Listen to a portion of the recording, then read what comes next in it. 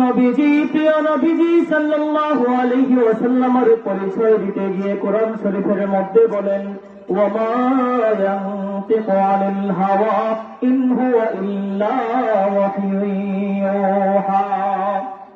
নবীর পরিচয় দিতে গিয়ে আল্লাহ পাক রব্বুল আলামিন বলেন, তিনি এমন নবী নিজে দেখে কখনো তিনি কোনো কথা বলেন না।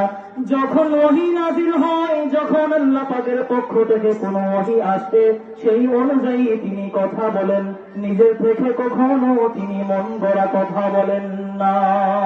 ওইদিকে মদিনার নববীর মধ্যে, মসজিদে নববীর মধ্যে রাসূল করিম সাল্লাল্লাহু আলাইহি ওয়াসাল্লাম সাহাবায়ে কেরাম রাদিয়াল্লাহু তাআলা আনহুমকে আজমাইনকে ইশারা করলেন, হুকুম করলেন, তোমরা একটা মিম্বর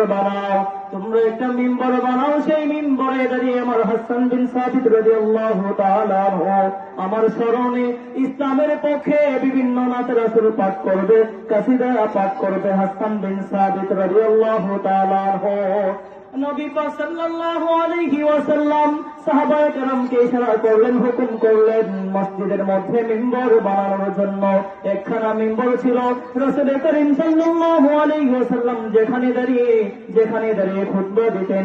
আরেকটি দ্বিতীয় মিম্বর বানানোর জন্য রাসূল সাল্লাল্লাহু আলাইহি ওয়াসাল্লাম সাহাবায়ে কেরামকে হুকুম করলেন আরেকটি মিম্বর বানানোর জন্য।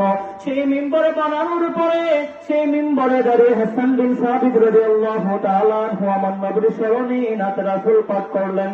নাত রাসূল পাঠ করতেন, ইসলামের পক্ষে কথা বলতেন। ওয়া আহসানু মিনকা লাম তারা কাত্তু আইনি ওয়া আজমালু মিনকা লাম তালিদিন নিসা খুলিকতা মুবাররাম মিন কুল্লি আইব কাআন্নাকা ক্বাদ খুলিকতা কামা তাশা। বলি সুবহানাল্লাহ। মিম্বর বানানো হলে